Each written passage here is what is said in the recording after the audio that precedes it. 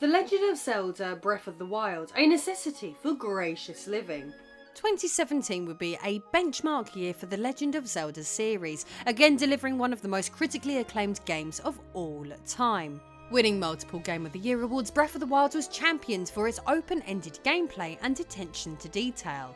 In fact, critics would go as far as to laud it for being a landmark in open-world design, with some going to the extreme of referring to it as one of the greatest video games of all time. Long-term fans of the Zelda franchise may have noticed that despite this game's impressive graphics, it draws many parallels with the original Legend of Zelda title released in 1986. Players get to explore an open world freely, with minimal instruction being given.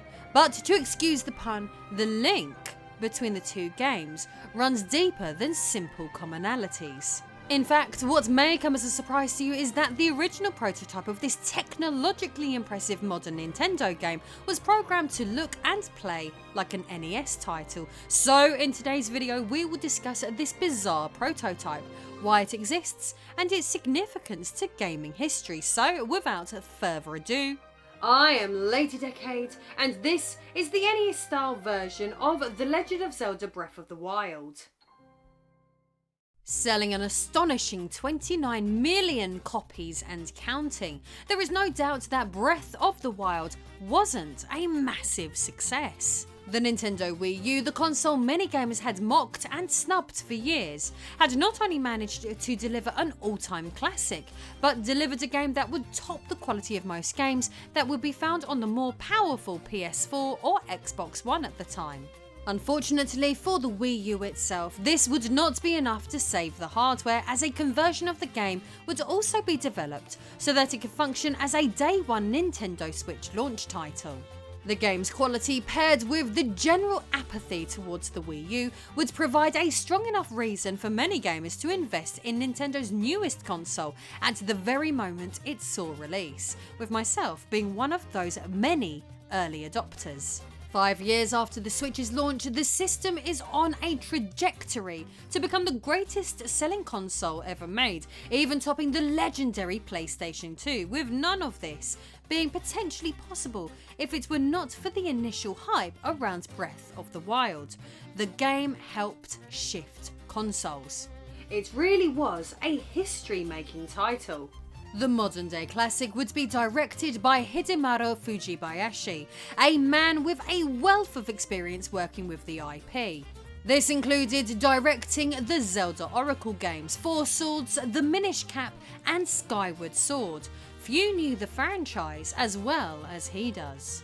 Alongside series producer Eiji Aonuma, the development team aimed to rethink the conventions of modern Zelda, which was achieved by first looking at the most recent entries in the series, Skyward Sword for the Nintendo Wii and A Link Between Worlds for the Nintendo 3DS. Although being critically well received by journalists, not all fans are big on Skyward Sword. Many wish the game had more interconnected maps to explore the locales between the gameplay areas. The game's world didn't feel as authentic as it could have. A Link Between Worlds, on the other hand, which would take place in the same version of Hyrule as seen in the legendary Link to the Past, proved to be enjoyed by fans a great deal more. The non-linear gameplay the 3DS title delivered offered an additional layer of freedom to that of most modern Zelda titles, so the development team looked to expand on that. So, being that freedom was an element that fans of the series appeared to appreciate most, the decision was made to look even further back to the original game in the series and look at what made Zelda so famous in the first place. It's dangerous to go alone. Take this. This would be the iconic line delivered in the game's opening moments as players receive their swords from the mysterious old man residing in a cave on the game's first screen. From there, a sense of wonderment and adventure is delivered as it becomes the player's decision of what to do with their time in this sprawling world next. A first in the world of video games at the time, Zelda pioneered the way forward for the future of gaming.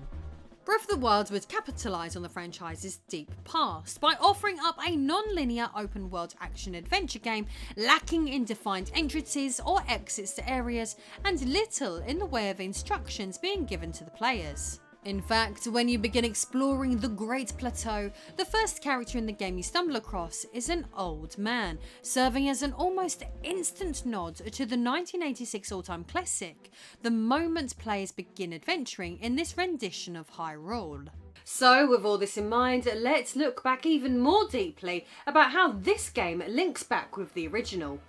During the year of the game's launch at the 2017 Game Developers Conference, director Hidemaro Fujibayashi, alongside the game's technical director Takahiro Dota and the game's art director Satoru Takizawa, would hold a presentation whereby they would reveal a significant level of detail regarding the game's development.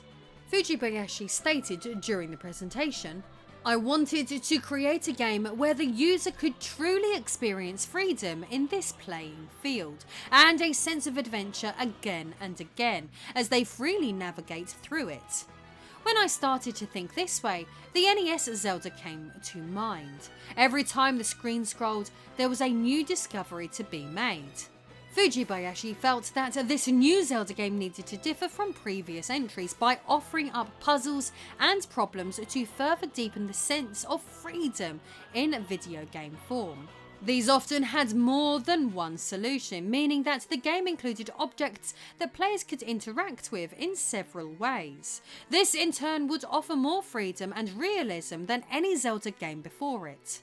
In a twist, Fujibayashi decided the best way to test such mechanics would be via a 2D demo. Which brings us to the next part of this presentation. People in attendance that day at the Game Developers Conference would get to witness the demonstration of a somewhat surprising prototype of Breath of the Wild, featuring a graphical style reminiscent of the NES original. This would serve as a testing ground to experiment with ideas for the enormous new Zelda game. Fujibayashi adds, "I thought the quickest way to bring this idea to life and to present this to the rest of the team would be to create this in 2D. So I brought the character data to the technical director, Mr. Dota, and asked him to make it. As you can see, this is a 2D Zelda, but we used this as a way to experiment with the mechanism I was talking about earlier. So you could say this is a legitimate prototype of Breath of the Wild." Fujibayashi would go on to show footage directly comparing the experimental 2D demo with the results they would manage to deliver within Breath of the Wild. This would include showing a 2D Link firing his bow and arrow through fire to light bushes, which he then chops down and knocks into the river. The same mechanics are then demonstrated in 3D, watching Link pull off the same feat from rolling logs on the ground to sending them down a river so our hero can use them as a raft. These processes are shown in 2D and 3D. Building on the purpose of this prototype, Fujibayashi said, "Through this simple primitive experimentation, we made the call of what to change and what not to change to complete the game design. Who would have thought that some of the most essential mechanics developed for such a modern game would be produced in a demo that featured NES-style sprites?" Thought-provoking stuff. There is no doubt that this proves that the link between Breath of the Wild and the 1986 game runs deeper than simply inspiration, as the development process itself can demonstrate to us. Sadly, like most prototypes created by Nintendo, we have not had the opportunity to play this version of the game ourselves. But don't worry if this does seem like something you want to experiment with. As usual, the internet has you covered. An internet user named Winterdrake would bring their own free-to-play Zelda Breath of the Wild 2D prototype to Windows PCs. This demo, known as Zelda Breath of the NES, was directly inspired by the prototype shown by Fujibayashi at the Game Developers Conference, and featured many of the same mechanics too. In fact, Winterdrake would even include day and night cycles in their demo and other elements that those familiar with the Zelda franchise will recognise. Still, sadly, like in many instances, Winterdrake would not continue to refine their game for long. 2 months after its initial upload, the demo would be removed due to a takedown from Nintendo of America, which, to be fair, is not uncommon from the Big N. Undeterred though, Winter Drake vowed to make their next project bigger and better. Regardless of what the creator chooses to work on next, Breath of the NES is a fun curiosity that acts as a playable alternative to the official 2D demo that was instrumental in developing one of the most important video games of the 21st century. Breath of the Wild sits in the same iconic bracket as the 1986 A Link to the Past and, of course, the Ocarina of Time, both acting as milestones that helped push the industry forward. That's not bad for a title that has an NES-style prototype. If you enjoyed today's video, subscribe and check out my recent uploads looking at the NES-style Super Mario Odyssey game. See you soon.